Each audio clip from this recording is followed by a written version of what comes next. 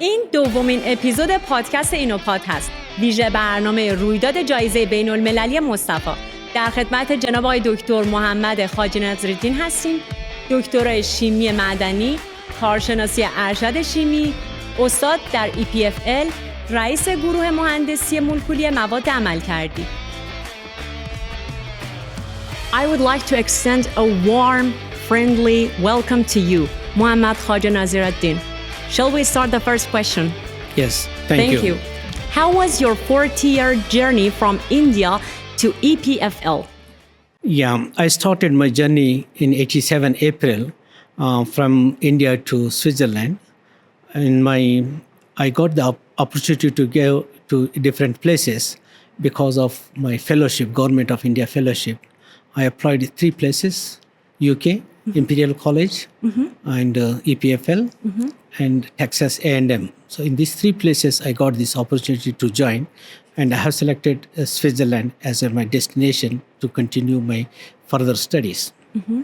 There I started working first catalysis, producing ammonia, and then immediately I moved to solar energy conversion topic because it is essential for the planet.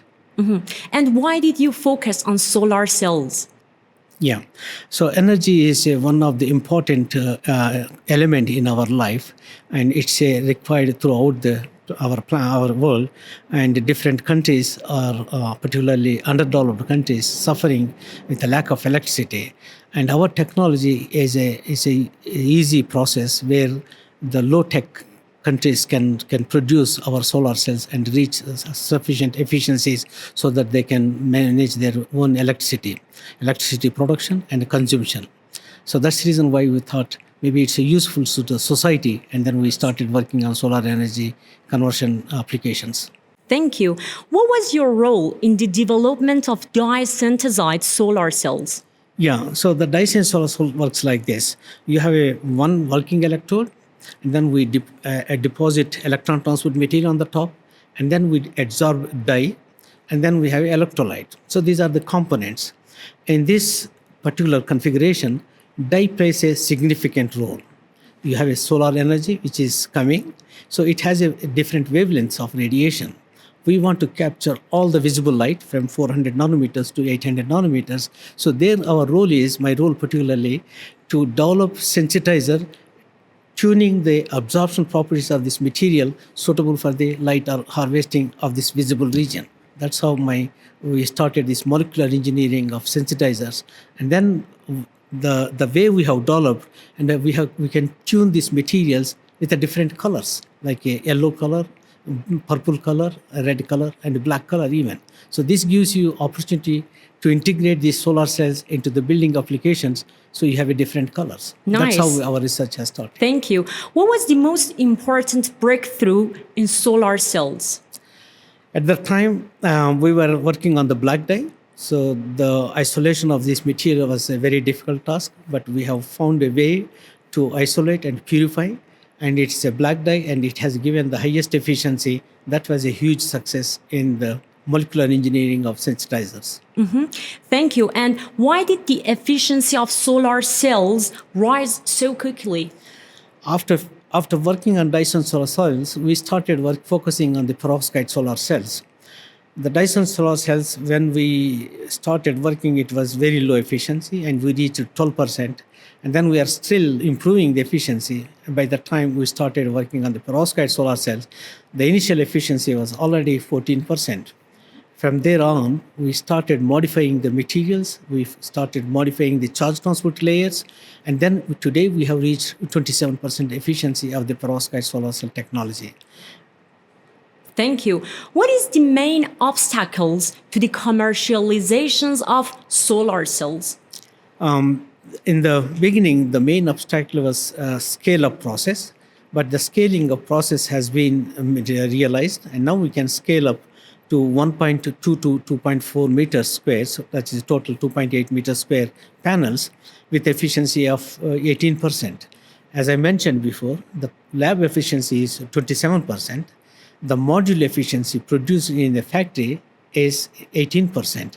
Now the gap between 18 and 20, we have to narrow it. Once if you narrow this gap, it can be worldwide, it can be used as a regular product. Thank you. And how can the problems of stability and toxicity be solved? The problem of stability was known before with the molecular engineering of charge transport layers, the compositional engineering of the perovskite material. We have managed to get the highest stability possible. Coming back to the stability is the toxicity. Toxicity is a problem. So we are trying to develop new materials to absorb the toxic materials so that when there is an accident of the solar cells, the lead can be encapsulated into new materials. It's called metal organic framework. Thank you. What is the future of tandem solar cells? Okay, it's a very interesting question. So today we are having perovskite solar cells 27% efficiency. Silicon solar cells, on the other hand, also have a 27% efficiency. The future is very bright. When we combine perovskite solar cells and silicon solar cell, one on the top, it's called the tandem solar cells. And then you have a 35% efficiency. At the 35% efficiency, the future is fantastic with this type of materials where you can have a same surface area, increase the efficiency by 40%. Good. And what industrial collaborations have you had? I have several industrial collaborations, particularly with Japan and NEC and the Toyota car company, and also in Europe, Belgium, it's a Solvay, that's the biggest industrial company, which has provided a lot of support. And Abengova, this is a Spanish company, so they have provided a lot of funding for our research.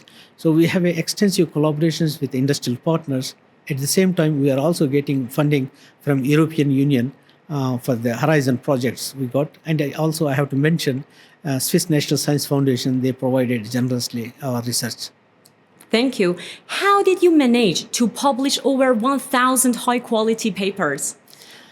We started working very hard from the beginning on itself. And the hard work and the teamwork particularly, I have a brilliant postdocs and PhD students who has worked tremendously. And we generated high-quality publications because of the teamwork. Mm-hmm. And what is the role of innovation parks in your field? Innovation parks are very important for any institutions. So what they create is a opportunity to grow, a startup creation, and then to grow and then attract the funding. And from then onwards, it can be an industrial product. Thank you. And where will solar energy research be in the next 20 years? The next 20 years, you will see our particularly perovskite solar cells or a combination of silicon and perovskite tandem solar cells on the buildings, particularly building indicated photovoltaics. And I also foresee for the agri-photovoltaics where we are having the photovoltaic panels on the top of the artificial photosynthesis tents. That's another area. Space applications. And even we can foresee the possibility of having clothes integrated with the solar cells. So you don't have to charge your telephone going to the plug. You can charge with your jacket. Mm-hmm. And this would be my last question. What do you think about young researchers? What should they do? What is your advice?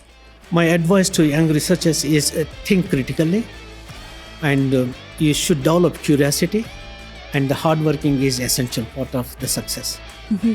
Thank you. That was a great pleasure to talk to you. Thank you Good. for hosting me. Thank you.